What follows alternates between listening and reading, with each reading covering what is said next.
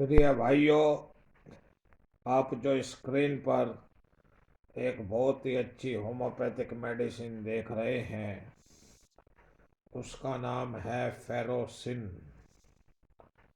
यह फेरोसिन औषधि हेपडको कंपनी की आती है। अधिकतर इसका यूज वायरल बुखार, कोल्ड और कफ जैसी समस्याओं में किया जाता है।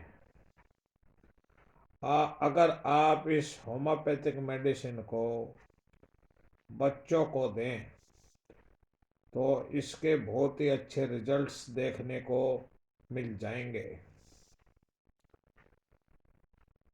आप इसे बुखार, जुखाम और खांसी की समस्याओं में इसे छोटे बच्चों को दे सकते हैं। थैंक यू, धन्यवाद दोस्तों।